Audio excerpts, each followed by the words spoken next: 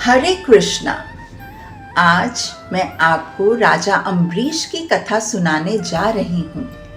राजा अम्बरीश भगवान श्री कृष्ण के परम भक्त थे।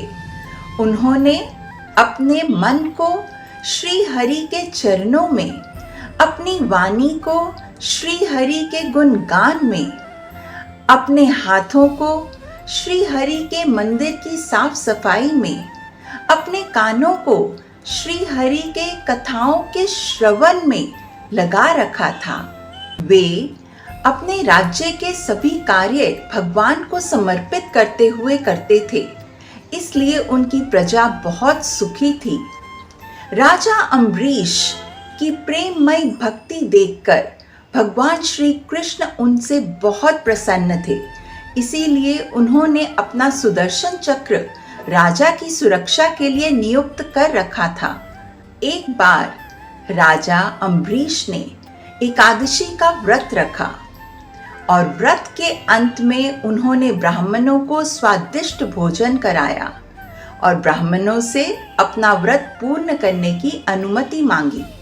तभी श्राप और वरदान देने में समर्थ दुर्वासा मुनि वहां अतिथि के रूप में आ पहुंचे।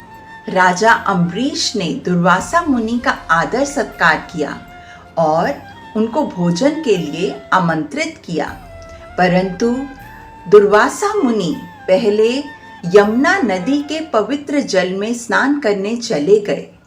उधर व्रत को पूर्ण करने का समय निकलता जा रहा था, इसलिए सभी ब्राह्मणों की सहमति से राजा अम्बरीश ने जल पीकर अपने व्रत को पूर्ण किया और भोजन ना करके अतिथि का सम्मान रखा। परंतु जब दुर्वासा मुनि को यह पता चला तो वे बहुत क्रोधित हो गए। उन्होंने अपनी जटा उखाड़ी और राक्षसी को उत्पन्न किया और उसे राजा अम्बरीश को मारने के लिए कहा। तब सुदर्शन चक्र जो भगवान श्री कृष्ण ने राजा अम्बरीश की सुरक्षा के लिए नियुक्त किया था, उसने राक्षसी को मार डाला और सुदर्शन चक्र दुर्वासा मुनि के पीछे लग गया। दुर्वासा मुनि अपनी जान बचाते हुए भगवान ब्रह्मा और भगवान शिव के पास पहुंचे, परंतु उन्होंने दुर्वासा मुनि को श्री हरि की शरण में जाने को कहा। दुर्वासा मुनि श्री हरि के चरणों में गिर पड़े और क्षमा याचना करने लगे।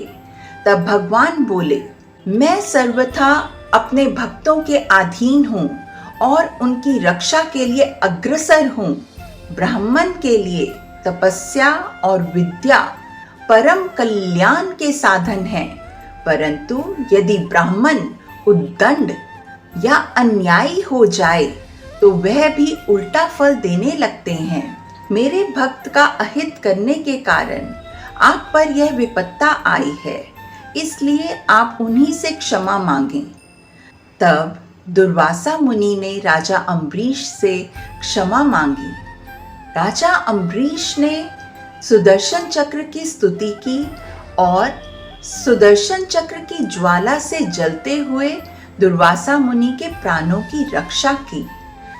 ऐसे हैं कृपालु श्री कृष्ण, जो एक बार अपने भक्तों का हाथ थाम लें तो वह कभी नहीं छोड़ते।